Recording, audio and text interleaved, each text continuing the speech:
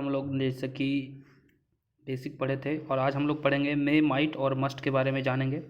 तो पढ़ते हैं मे, माइट और मस्ट। तो रूल नंबर फर्स्ट कहता है कि मे का प्रयोग संभावना, अनिश्चितता के भाव को व्यक्त करने के लिए किया जाता है। मतलब संभावना होता, पॉसिबिलिटी जिसको बोलते हैं हम, अनिश्चितता हो गया, भाव हो गया, फीलिंग हो गया, इसको व्यक्त करने के लिए हम मे या मे का प्रयोग करते हैं। जैसे कि it may rain tonight, मतलब कि आज रात को बारिश हो सकती है। It may rain tonight. May is used in weather forecasting meteorology, है ना, मतलब वेदर यानी कि मौसम के यूज में इसे यूज कर सकते हैं। नेक्स्ट रूल नंबर 2 देखते हैं। रूल नंबर 2 में कह रहा है कि मे का प्रयोग जो है इच्छा को व्यक्त करने के लिए किया जाता है। इच्छा को व्यक्त करने के लिए किया जाता है ऑप्टेटिव सेंटेंस में, जैसे इच्छा का सूचक वाक्यों में होता है मे यू लिव लॉन्ग, है ना। तो ये इच्छा को व्यक्त करना, आपका मे यू लिव लॉन्ग, ये अपने इच्छा को व्यक्त करता है। ऐसे वाक्य इन्वर्जन में होता है, यानी कि जो हेल्पिंग वर्ब होता है सब्जेक्ट के पहले आता है। जो हेल्पिंग वर्ब होगा वो सब्जेक्ट के पहले आएगा। अब रूल नंबर 3 में ये कहता है कि यदि प्रिंसिपल क्लाउज जो है प्रेजेंट टेंस में हो तथा सबऑर्डिनेट क्लाउज जो है दैट, सो दैट या इन ऑर्डर दैट से प्रारंभ हो तो पर्पस यानी उद्देश्य का बोध होगा। सबऑर्डिनेट क्लाउज में मे का प्रयोग होता है। जैसे कि एग्जांपल देखते हैं, we eat so that we may live. अगर हम लोग खाते हैं तभी हम लोग जिंदा रह पाते हैं, ठीक है। रूल नंबर 4 देखते हैं, करा कि माइट का प्रयोग जो है, जो बेसिकली लेस पॉसिबिलिटी यानी कि जो कम संभावना अगर होगा ना, तब हम माइट का प्रयोग करेंगे, के भाव को व्यक्त करने के लिए किया जाता है। जैसे एग्जांपल देखेंगे, he might pass the exam but seeing his intelligence I do not have much hope. मतलब वो कह रहा है कि मतलब उसमें कम पॉसिबिलिटी दिख रहा है कि वो मतलब एग्जाम को पास कर पाएगा, है ना। और वही कह रहा है कि I do not have much hope, मतलब उसके पास कम आशा है। होप मीन्स आशा, ठीक है। रूल नंबर 5 देखते हैं, अगर संभावना बहुत अधिक हो तो मस्ट का प्रयोग करेंगे। अगर संभावना बहुत, आपको कॉन्फिडेंस अधिक है, संभावना अधिक है, तब हम मस्ट का प्रयोग करेंगे। क्या करेंगे, जैसे कि he stay in 5 star hotel and travels by flight, मतलब वो 5 स्टार होटल में रुका, ठीक है, और किसके द्वारा, फ्लाइट के द्वारा ट्रेवल करता है ना। तो he must be very rich, मतलब कि वो जब फ्लाइट के एक 5 स्टार होटल में रुका है, ट्रेवल किया है हवाई जहाज़ों से, फ्लाइट से ट्रेवल किया है, तो he must be very rich, मतलब वो बहुत अमीर होगा, है ना। तो यहाँ पे जो है मस्ट का प्रयोग किया, क्योंकि जो संभावना है बहुत अधिक, उसको कॉन्फिडेंस है कि वो 5 स्टार होटल में रुका है, ट्रेवल किया है फ्लाइट से, तो वो मस्ट का प्रयोग होगा, ठीक है। नेक्स्ट देखते हैं, रूल नंबर 6 कहता है मे का प्रयोग संभावना के साथ निवेदन करने या अनुमति करने के लिए प्रश्नार्थक वाक्यों में किया जाता है। जैसे कि मे आई कम इन सर, जब हम यहाँ पे क्या करते हैं, जब आप किसी का सम्मान करते हो, अब निवेदन करने की उसकी अनुमति लेना हो गया, निवेदन करना हो गया। और अगर आप सम्मान से किसी को कहते हैं क्या मे आई कम इन सर, तो आप क्या कर रहे हो, सम्मान दे रहे हो कि सर क्या मैं अंदर आ सकता हूँ, है ना। अनुमति देने के लिए मे का प्रयोग जो है असर्टिव फॉर्म में होता है। असर्टिव फॉर्म में होता है, तो you may go home now, तुम अब घर जा सकते हो, ठीक है। मे एवं माइट के साथ जो है पॉसिबिलिटी एवं लाइकली का प्रयोग नहीं करते हैं। जैसे कि हम मे माइट के साथ पॉसिबली एंड लाइकली, है ना, दोनों का प्रयोग नहीं करते हैं। अगर आप मे यूज कर रहे हो तो पॉसिबली भी नहीं लिखेंगे, माइट यूज कर रहे हो तो भी पॉसिबली नहीं लिखेंगे, लाइकली ये सब नहीं लिखेंगे। जैसे कि यहाँ पे लिखा हुआ है बी मे पॉसिबली कम टुमारो, तो यहाँ पे पॉसिबली लिखा, तो ये क्या हो गया, सुपरफ्लिशियस हो गया सेंटेंस, ठीक है। तो हम यहाँ करेंगे पॉसिबली को इसको कट कर देंगे, ठीक है, पॉसिबली कट करेंगे तो ये सेंटेंस सही हो जाएगा। जैसे कि उसने अगला बताया है कि बी मे कम टुमारो, तो यहाँ पे तुम कल आ सकते हो, ठीक है, ये हो गया सही। नेक्स्ट है we will possibly come tomorrow, ठीक है, ये भी सही है, ठीक है। बी विल, क्योंकि अब यहाँ पे मे और या माइट नहीं लगाया, ओनली पॉसिबली लगाया, तो पॉसिबली लगाया है तो सही है। अगर यहाँ पे मे या माइट लगाता तो फिर इसको कट करना पड़ता, या फिर मे माइट को कट करना पड़ता, ठीक है। अब हम देखते हैं नेक्स्ट रूल देखते हैं, सेल बिल का यूज देखते हैं। रूल नंबर फर्स्ट देखते हैं, सेल का प्रयोग फर्स्ट पर्सन के सब्जेक्ट और आई बी के साथ फ्यूचर के किसी कार्य को व्यक्त करने के लिए किया जाता है। बाकी सब्जेक्ट के साथ बिल का प्रयोग, मतलब कह रहा है कि जो आई के साथ हम सेल का प्रयोग करेंगे और आप बी के साथ सेल का प्रयोग करेंगे, और जो भी बाकी सेंटेंस रहा, ही रहा, ही सी इट रहा, दे रहा, कोई भी चीज़ रहेगा उसको हम बिल का प्रयोग करेंगे, ठीक है। I shall go to school college tomorrow and he will come with me, कह रहा है कि मैं कल स्कूल जाऊँगा, ठीक है, मैं कल स्कूल जाऊँगा और वह मेरे साथ कल आएगी, ठीक है, मैं कल स्कूल जाऊँगा और वो मेरे साथ आएगी, ठीक है। तो यहाँ पे सी है, सी के साथ बिल लगाएंगे, ठीक है, और आई के साथ क्या लगाएंगे, सेल लगाएंगे, ठीक है। मॉडर्न इंग्लिश में हम आई एवं बी के साथ बिल का प्रयोग कर सकते हैं। अब अस्वीकार्य है, लेकिन इंट्रोगेटिव सेंटेंस में भी अब आई एवं बी के साथ सेल का प्रयोग करते हैं। कह रहा है कि जो मॉडर्न इंग्लिश का यूज हम करते हैं तो वो आई और बी जो है ना उसके साथ हम बिल का यूज कर सकते हैं, ठीक है। जो आई और बी मॉडर्न इंग्लिश की बात करें तो उसमें आई और बी के साथ हम बिल यूज करेंगे, सेंटेंस गलत नहीं होता, ठीक है। यहाँ पे देखते हैं बिल आई गो, तो यहाँ पे आई के साथ सेल लगाना चाहिए, ठीक है। तो यहाँ पे हमारा सेंटेंस यहाँ पे सही है। नेक्स्ट देखते हैं सेल का प्रयोग जो है सेकेंड पर्सन सब्जेक्ट यू तथा third person subject he see it they के साथ कमांडेड यानी आदेश हो गया, प्रोमिस यानी कि वादा हो गया, थ्रीट मतलब धमकी, डिटर्मिनेशन यानी दृढ़ संकल्प हो गया, कंपल्सन यानी कि अनिवार्यता एवं एडवाइस यानी सलाह को व्यक्त करने के लिए किया जाता है। इसी प्रकार वाक्यों में बिल का प्रयोग आई एवं बी के साथ किया जाता है, ठीक है। ये सेंटेंस अगर हमें कमांड देना है, जैसे कमांड यानी आदेश, तो you shall leave the room at once, ठीक है। तो यहाँ पे क्या कर रहा है, आदेश दे रहा है कि you shall leave the room, ठीक है, आदेश देना। नेक्स्ट कर रहा है प्रॉमिस यानी प्रतिज्ञा या फिर वादा, तो यू शैल बी रिवॉर्डेड मतलब तुम्हें यहाँ पे क्या प्रतिज्ञा या वादा यानी कि रिवॉर्डेड मतलब दिया जाएगा, है ना, ये वादा कर रहा है। आई विल हेल्प यू मैं तुम्हारी मदद करूँगा, कम व्हाट में, ठीक है। कम व्हाट में का मतलब नो मैटर व्हाट हैपन चाहे कुछ भी हो जाए, है ना। इसका मतलब हुआ कम व्हाट में चाहे कुछ भी हो जाए मैं तुम्हारी मदद करूँगा। I will help you come what में चाहे कुछ भी हो जाए मैं तुम्हारी मदद करूँगा, ठीक है। अब आते हैं थ्रीट में। थ्रीट में क्या कर रहा है, धमकी देना। तो कह रहा है कि trespasser shall be prosecuted, ठीक है, ठीक है। तो यहाँ पे देखेंगे कि trespasser means one who enter someone's land without permission, ठीक है। मतलब जो थ्रेसपेशर मतलब कर रहा है कि इसका जो मीनिंग होता है कि आप किसी के वन हु इंटर मतलब कि आप जो है इंटर करते हैं किसी के लैंड पर विदाउट परमिशन, ठीक है। आप किसी बिना परमिशन के उसके जो ज़मीन है लैंड है उस पर आप उसको इंटर करते हैं, उसको बोलते हैं थ्रेसपेशर बोलते हैं, ठीक है। नेक्स्ट देखते हैं आई विल पनिश यू यानी कि मैं तुम्हें पनिश करूंगा, ठीक है। पनिश मतलब क्या होता है, दंड देना, ठीक है। फिर यहाँ पे क्या है डिटर्मिनेशन जिसको हम बोलते हैं दृढ़ संकल्प। क्या है दृढ़ संकल्प, दृढ़ संकल्प तो I will work hard and score good marks मतलब कह रहा है कि मैं हार्ड वर्क करूँगा और मतलब एक अच्छा मार्क गेन करूँगा मतलब स्कोर करूँगा, है ना, प्राप्त करूँगा, ठीक है। नेक्स्ट देखते हैं हम, नेक्स्ट कह रहा है कि किसकी बात है, तो ई मतलब कि कंपल्सन अनिवार्यता।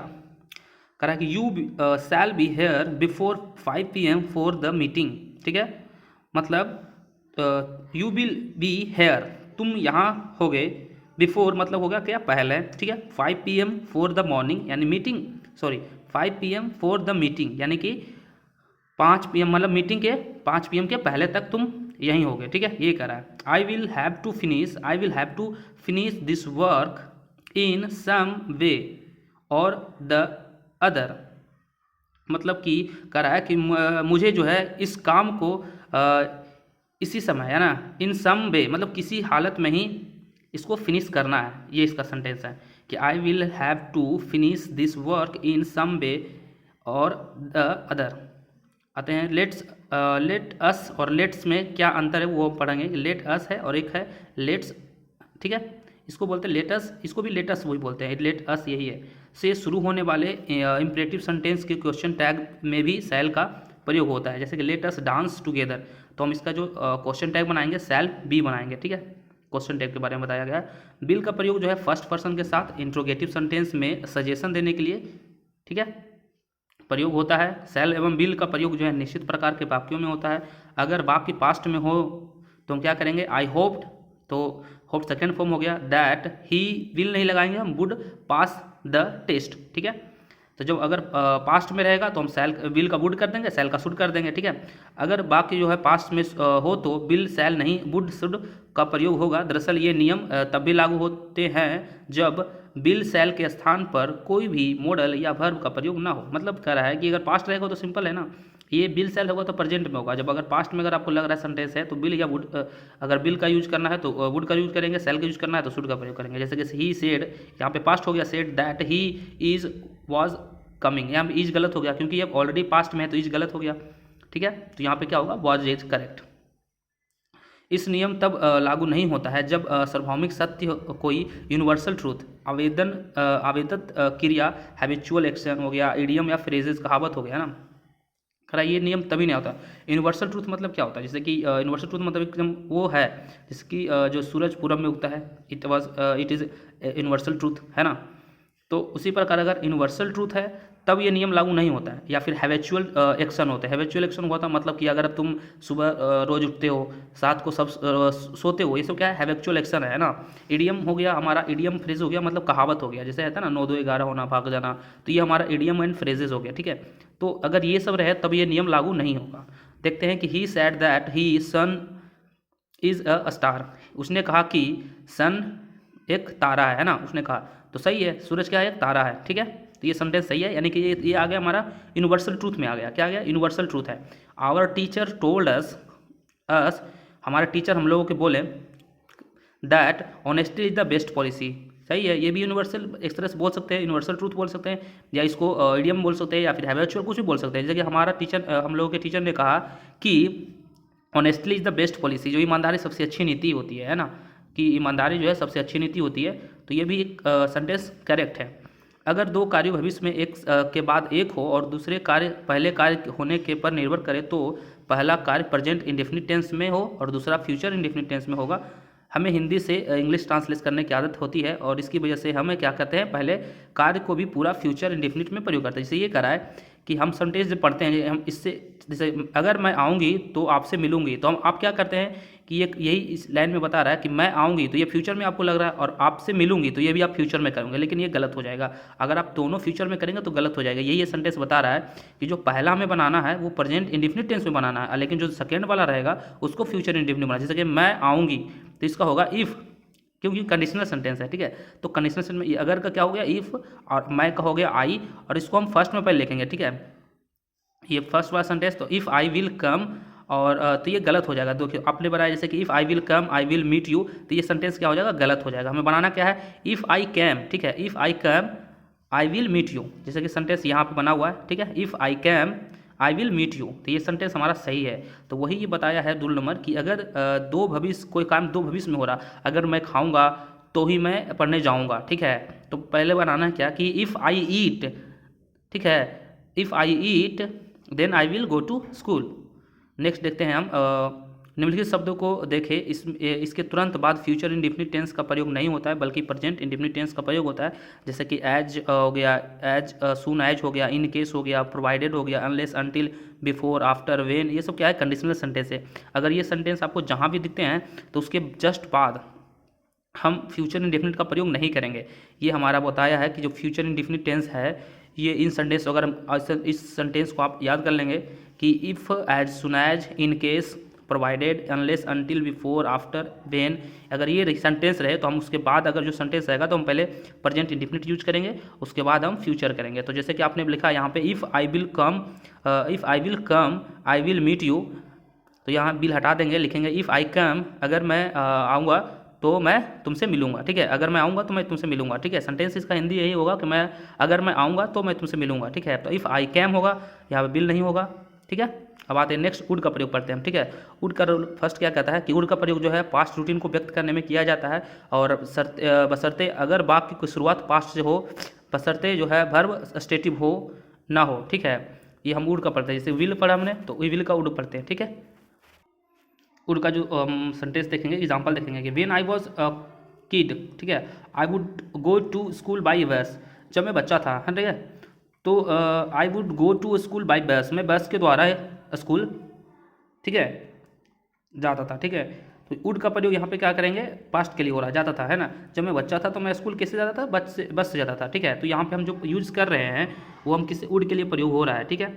फिर देखेंगे I would be a quite street, ठीक है, I would be a quite street, यहाँ पे जो सेंटेंस क्या है, गलत है, क्योंकि यहाँ पे जो वुड बी का यूज किया, ठीक है। यहाँ पे होना चाहिए क्या, इसका सेंटेंस होना चाहिए I use to be quite street होना चाहिए, ठीक है। यहाँ पे यूज टू का भी करना होता, यहाँ पे क्या हो रहा है, क्वाइट स्ट्रीट का प्रयोग करना, यूज टू का कर है। नोट वुड, यूज टू एवं पास्ट इंडेफिनिट टेंस जो है, तीनों का प्रयोग भूतकाल के रूटीन एक्शन को दर्शाने के लिए भी किया जाता है, बशर्ते वाक्य शुरुआत जो है पास्ट से हो। वर्ब स्टेटिव यानी कि अवस्था बताने में भी किया जाता है, यानी कि जो वुड हो गया, यूज टू हो गया, ये पास्ट को दिखाता है, और ये जो आपने यहाँ पे सेंटेंस जो है बी लगाया, ये प्रेजेंट का दिशा है, ठीक है। तो वुड भी यहाँ पे गलत हो गया, ठीक है। अब यहाँ पे आता है use to, I use to go to school by bus, मतलब यहाँ पे क्या हो रहा है, पास्ट को दिखा रहा है। मैं स्कूल बस के द्वारा स्कूल जाया करता था, ठीक है, मैं बस के द्वारा स्कूल जाया करता था, ठीक है। तो ये सेंटेंस हमें दिखा रहा है। नेक्स्ट देखते हैं, when I was kid I would go to school on foot, भाई मतलब पैर से। जब मैं बच्चा था तो मैं स्कूल अपने पैरों से जाया करता था। We played for hours before returning home, it would be quite street, ये गलत सेंटेंस है। It use to be a quite street, ये भी सही होगा। वुड का प्रयोग जो है परफॉर्मेंस, ठीक है, परफॉर्मेंस हो गया। प्रीफरेंस यानी पसंद, प्राथमिकता या चूज यानी पसंद, चुनाव को व्यक्त करने के लिए भी ये किया जाता है। समानता ऐसे वाक्य में जो है रेदर का प्रयोग करते हैं, प्रयोग होता है जब दोनों विकल्प का उल्लेख हो तो देन का प्रयोग करेंगे, ठीक है। जैसे कि हमको वुड का प्रयोग करना है तो अगर रेदर का भी होगा, अगर रेदर का यूज होगा तो देन का यूज होगा, ठीक है, ये ध्यान देना। जैसे कि आई वुड टेक टी, ठीक है, सेंटेंस सही है। I would rather than, rather लग गया तो देन लगेगा कि I would rather die than beg, ये सेंटेंस सही है। I would rather take coffee, ठीक है, सेंटेंस सही है। अगर बाकी आरंभ जो है पास्ट से हो तो बाकी आगे पास्ट में ही होगा रहेगा, और बिल से का पास्ट टेंस वुड होता है। तो कह रहा है अगर सेंटेंस पास्ट से स्टार्ट होगा तो पास्ट में ही रहेगा, क्योंकि बिल का जो पास्ट क्या होता है, वुड होता है, नो चेंज होगा। जैसे कि ही होप्ड दैट ही विल क्यों होगा, यहाँ पे सेकेंड फॉर्म लगा रहा है तो आगे भी जो होगा हमारा सेकेंड फॉर्म होगा, तो बिल का वुड होगा, बिल पास होगा। वुड का प्रयोग जो है प्रेजेंट यानी प्रेजेंट इमेजिनेशन या पास्ट कंडीशनल सेंटेंस वाले प्रिंसिपल क्लाउज में होता है, ठीक है। देखते हैं, if I were a bird, अगर मैं एक पक्षी होता, I would fly in the sky, तो मैं आकाश में उड़ता, ठीक है। इफ़ आई वर, ये भी कंडीशनल सेंटेंस है, ये किसका है, तो प्रेजेंट इमेजिनेशन है, मतलब इमेजिन कर रहा हूँ कि अगर मैं पक्षी होता तो मैं I would fly in the sky, तो मैं आकाश में उड़ता, ये सब क्या है, कंडीशनल सेंटेंस है। If I had seen you, अगर मैं तुम्हें देखा होता, I would have stopped my car, तो मैं अपनी कार को रोक लेता, है ना, अगर मैं तुम्हें देखा होता तो। ये पास्ट कंडीशनल सेंटेंस का है, ये प्रेजेंट का है कि अगर मैं पक्षी होता तो मैं आकाश में उड़ता, और ये मैंने अगर मैं तुम्हें देखा होता तो मैं अपनी कार को रोक लेता, ठीक है। ये पास्ट वाला कंडीशनल सेंटेंस है और प्रेजेंट का है। नेक्स्ट आते हैं, अगर वाक्य जो है परिवर्तन का काल्पनिक पद से संबंधित हो तो सभी सब्जेक्ट के साथ वर का प्रयोग करेंगे। जैसे कि आई विश हो गया, आई वर अ बर्ड, मतलब ये कह रहा है कि अगर सब्जेक्ट के साथ वर का प्रयोग करें, अगर वर्तमान में काल्पनिक पद हो गया मतलब इमेजिनेशन वाला पद हो गया, तो जो सभी सब्जेक्ट होगा उसको हम वर का प्रयोग करेंगे। जैसे कि हम लिखते हैं ना, आई विश हो गया, इफ़ आई वर, इफ़ हो गया, ये सब इमेजिनेशन है। अगर अगर अगर मैं राजा होता, तो ये सब क्या इमेजिनेशन है। अगर मैं करोड़पति होता, ये सब इमेजिनेशन सेंटेंस है, तो हम क्या लगाएंगे, वर का प्रयोग यूज करेंगे। जैसे कि इफ़ आई विश, मैं इच्छा करता हूँ, आई वर अ बर्ड, मैं एक पक्षी होता। इफ़ आई वर यू, अगर मैं तुम होता, तो I would never trust him, मैं उस पर कभी ट्रस्ट नहीं करता, ठीक है। अगर काल्पनिक बाकी पास्ट इमेजिनरी पोजीशन से संबंधित हो तो हैड बीन का प्रयोग करेंगे, तब जो सेंटेंस फॉर्मेशन भी अलग होगा। कह रहा कि अगर पास्ट होगा हमारा इमेजिनेशन तो हम क्या करेंगे, पास्ट मैंने हैड बीन का प्रयोग करेंगे। जैसे कि if I had been a doctor I would have helped them, अगर मैं डॉक्टर होता तो मैं उसकी मदद करता, ठीक है। I would have helped him them. If the Dr. Manmohan Singh were the finance minister now, the economy would be in better condition। करा है कि अगर डॉक्टर मनमोहन सिंह जो है फाइनेंस मिनिस्टर होते, तब अब जो है इकोनॉमी जो होती काफ़ी अच्छी कंडीशन में होती है ना। ये सब इमेजिनरी सेंटेंस है, कंडीशनल सेंटेंस है। If Amit Shah had been the home minister in 1990s, Kashmir Pandit would not have faced the exiles, मतलब जो है अगर जो है अमित शाह जो है होम मिनिस्टर होते 1990 में, ठीक है, तो कश्मीरी जो पंडित होते वो उनको इस एग्जाइल नहीं कर पाते, ठीक है। निम्नलिखित शब्दों में से प्रयोग में काल्पनिक होने का आभास होता है, इनके साथ वॉज का प्रयोग नहीं होता है। मतलब ये बताया है कि जो इमेजिनरी सेंटेंस है हम उसको या फिर सिंगुलर हो या प्लूरल हो, हम उसके साथ वॉज का प्रयोग नहीं करेंगे, ठीक है। हम always we use were, okay. I wish, as though, if, as if, would that, एवं, सपोज, ये सब क्या है, इमेजिनरी सेंटेंस है, ठीक है। तो वुड का प्रयोग विल के पास्ट फॉर्म के रूप में इनडायरेक्ट स्पीच में होता है। जैसे कि वुड का प्रयोग विल का पास्ट फॉर्म में रूप में इनडायरेक्ट स्पीच में होता है। जैसे हम बात करेंगे कि he said he will go there, तो ये डायरेक्ट हो गया। अब he said that he would go there, ये डायरेक्ट स्पीच हो गया, इनडायरेक्ट हो गया। ही सेड, और ये इन्वर्टेड कोमा इसके लिए दैट का यूज किया है, और ही का लिखा ही, ठीक है। विल का हो गया वुड गो देयर, ठीक है। नेक्स्ट, शुड का प्रयोग करते हैं। देखते हैं शुड का प्रयोग जो है सजेशन यानी कि सलाह, एडवाइस यानी कि उपदेश देने के लिए किया जाता है। यू शुड स्टडी इंग्लिश, तुम्हें इंग्लिश पढ़ना चाहिए, है ना। मतलब हम तुम्हें क्या करें, एक एडवाइस दे रहे हैं, सलाह दे रहे हैं कि आपको इंग्लिश पढ़ना चाहिए, ठीक है। You should not laugh at his mistake, मतलब आपको उसके मिस्टेक पर, ठीक है। You should not laugh at his mistake, आपको जो है उसके मिस्टेक पर नहीं हंसना चाहिए। हम क्या करें, आपको एक सलाह दे रहे हैं ना कि कोई अगर आप वो मिस्टेक अगर गलती कर रहा है तो आप उसके मिस्टेक पर हंसना नहीं चाहिए। You should not laugh at his mistake, ठीक है। नेक्स्ट देखते हैं कि शुड का प्रयोग लिस्ट के बाद निगेटिव यानी परपस नकारात्मक उद्देश्य के व्यक्त करने के लिए किया जाता है। शुड का प्रयोग नॉट ना लगाएं। अगर हम कहते हैं कि शुड है और उसमें लिस्ट लगा हुआ है तो उसमें नॉट नहीं लगाएं, क्योंकि ऑलरेडी ये लिस्ट है ना वो नेगेटिव है। जैसे कि हम देखते हैं he run fast lest he should miss the train, मतलब ये लिस्ट जो लगा हुआ है ऑलरेडी नेगेटिव है।